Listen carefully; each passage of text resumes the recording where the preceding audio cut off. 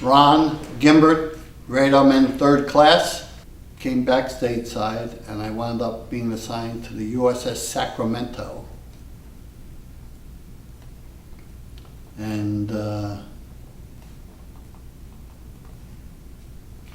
it was going through an overhaul up in Seattle, Bremerton, Washington, actually. And I wound up having an exo mass my first day on the ship. Which is because you had to take a ferry from Seattle to Bremerton, and no one really told you how long it would take for the ferry ride, because I grew up in the New York area. I was born in Jersey City, and the only ferry you really remember was the Staten Island ferry. It was like a 20-minute ride from Staten Island to downtown Manhattan. But this ferry ride was a little longer. So I wound up, I was like 8-10 minutes AOL, absent without leave. So I had a little exo mass my first day aboard the ship and stuff. Initially, when the Sacramento was there and we were going through the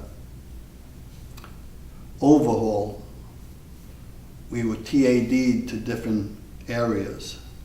And one of my TAD assignments was to the Armed Forces Police.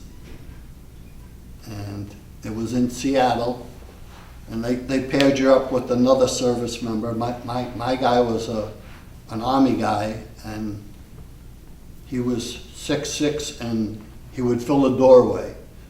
So I was like maybe 150 pounds, you know, carrying a 45, and we would go into the different bars and everything. And he used to like to, because he was permanent Armed Forces Police. I was just TAD.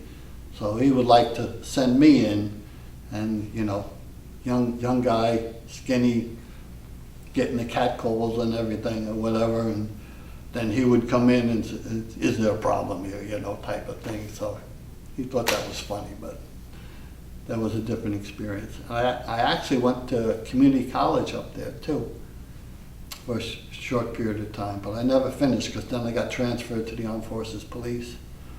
But the interesting part, when we were there, we could live off the ship.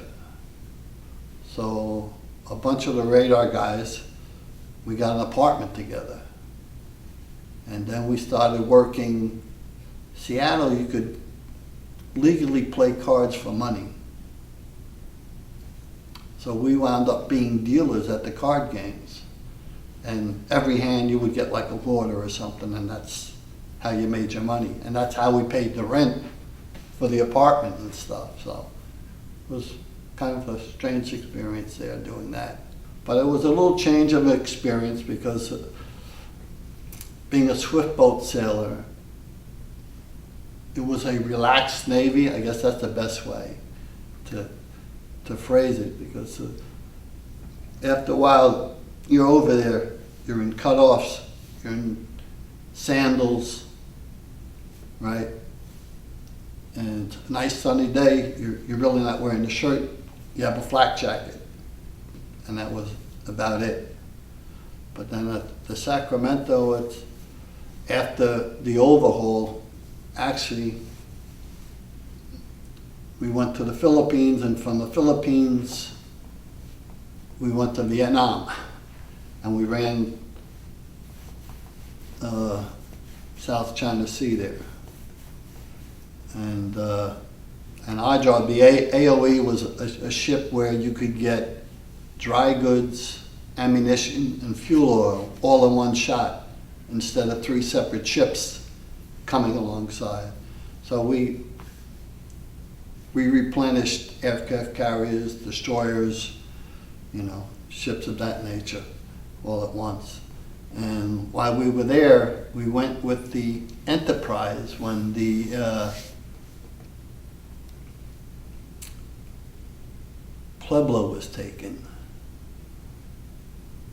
So we went over to Japan, and we actually only spent, I think, like a day in Japan or something. I think one group had Liberty and we just replenished ourselves and then took off and went out to the, like, I think it's Sea of Japan, right? Someplace there. And was with the Enterprise and when the Pueblo was taken.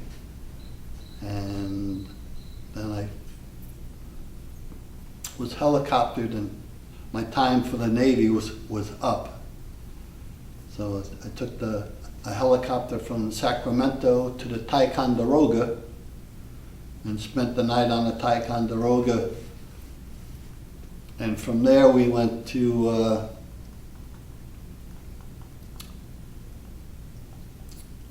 we flew off the short runway on the side on a small plane, and we went to the Philippines again. And then from there I came home, and I was mustered out in Seattle actually again. But I had a couple of weeks before I was officially to leave the service, and my job there wound up being burial details and going to funerals for the servicemen that died over there and stuff. So that was a unique experience, that one was.